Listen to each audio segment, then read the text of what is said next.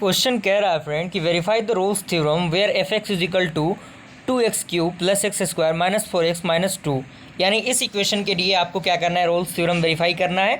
तो सबसे पहले इस इक्वेशन के अकॉर्डिंग हमें क्या करना होगा, एक्स के वैल्यूज़ निकालने पड़ेंगे, यानी एक्स के रूट निकालने पड़ेंगे, जो कि इंटरवल हमें निकालना पड़ेगा, क्योंकि बिना इंटरवल के जो रोल्स थ्योरम के 3 कंडीशन है वो सेटिस्फाई नहीं हो सकते, क्योंकि हमें f of a f of b पे भी वैल्यू को चेक करना होगा, साथ ही साथ हमें इसके डेरिवेटिव को भी निकालना पड़ेगा। और सबसे पहले जो फंक्शन दिया है उसे एज इट इज़ आपको लिख लेना है और उसको 0 के इक्वल आपको करना है। अब इसके अकॉर्डिंग आपको क्या करना है, कुछ कॉमन लेना है। जैसे एक्स स्क्वायर यहाँ से हमने कॉमन ले लिया तो 2x + 1 बचा, -2 यहाँ से हमने कॉमन ले लिया 2x + 1 बचा। अब इन सारे इक्वेशन को आप देख सकते हैं, ये दोनों इक्वेशन एक जैसे हैं, तो हम इनको क्या करेंगे, एक बार लिखेंगे, और ये x² - 2 को एक बार लिखेंगे, दोनों का मल्टीप्लिकेशन = 0।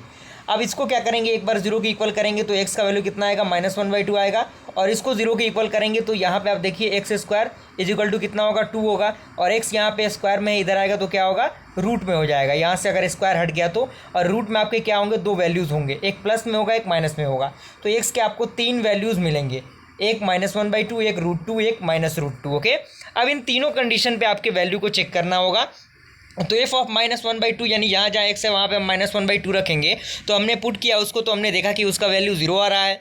उसके बाद हमने क्या किया, एफ ऑफ √2 पे वैल्यू को पुट किया तो उसको हमने देखा तो हमारा क्या आ रहा है, 0 आ रहा है। फिर -2 के जगह पे हमने पुट किया उसको तो हमने देखा 0 आ रहा है, यानी तीनों कंडीशन में 0 वैल्यू आ रहा है। तो रोल्स थ्योरम का जो कंडीशन है वो वेरीफाई हो रहा है, यानी 2 कंडीशन तो आपके वेरीफाई होगा। पहला तो कंटिन्यूस तो होगा ही होगा, दूसरा आपका जो एफ ऑफ ए और एफ ऑफ बी का जो वैल्यू है वो लगभग आपका देख सकते हैं सारे कंडीशन में 0 आ रहा है, तो दोनों कंडीशन वेरीफाई हो गया।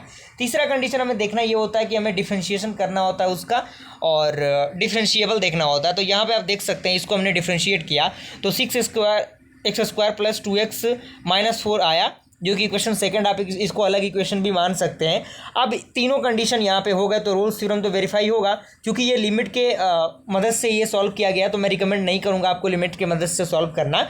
आप सिंपल मेथड से सॉल्व कर सकते हैं, जो कि हमने प्रीवियस वीडियोज़ में देखा है।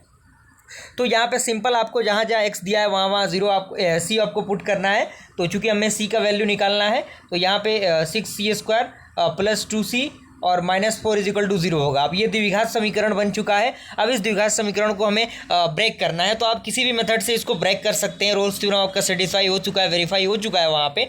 बस यहाँ पे आप उसको थोड़ा सा सॉल्व करेंगे तो आप देखेंगे कि जो x का वैल्यू आ रहा है, x का जो वैल्यू जो c का वैल्यू निकलेगा, आप उसको x का वैल्यू भी कह सकते हैं। तो c का जो वैल्यू निकलेगा वो लगभग 2 वैल्यूज़ उसके आएंगे। यहाँ पे कॉमन लेके हम कुछ सॉल्व करेंगे उसको, एक -1/2, एक 2/3। ओके, तो यहाँ से जो x का वैल्यू है वो इतना निकल चुका।